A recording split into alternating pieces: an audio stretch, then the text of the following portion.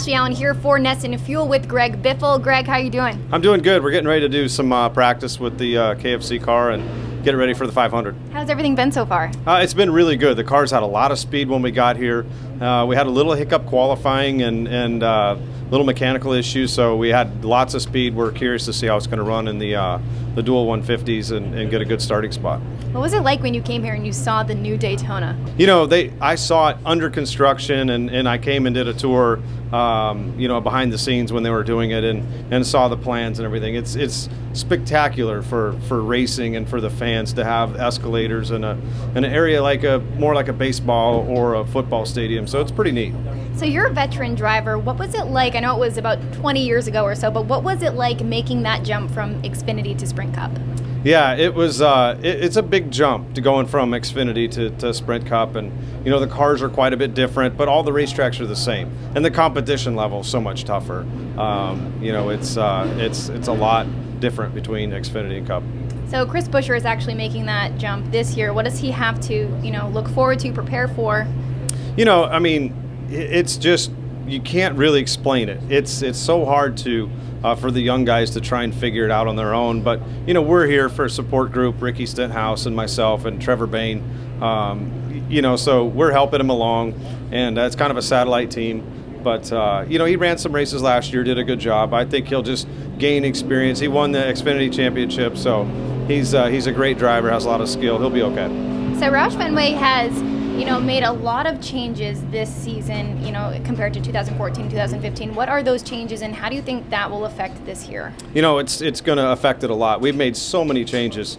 It's so hard to even know where to start. So we added about 75% staff to our aero engineering department, and that's really where we felt like we were behind the curve.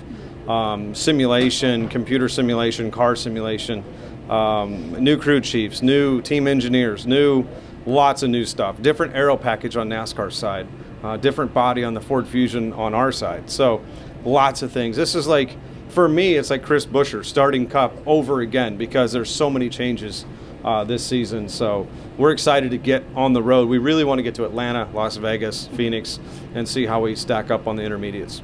So one of the biggest changes for you is that you have a new crew chief in Brian Patty. What is it like making that transition and developing that relationship, because that is so important to a successful team? It is so important, and it's about chemistry, and it's almost like a marriage. So it's hard to find that right chemistry between driver and crew chief. And Brian and I worked together actually in the Xfinity series a little bit before. I drove some for him while I was Cup racing.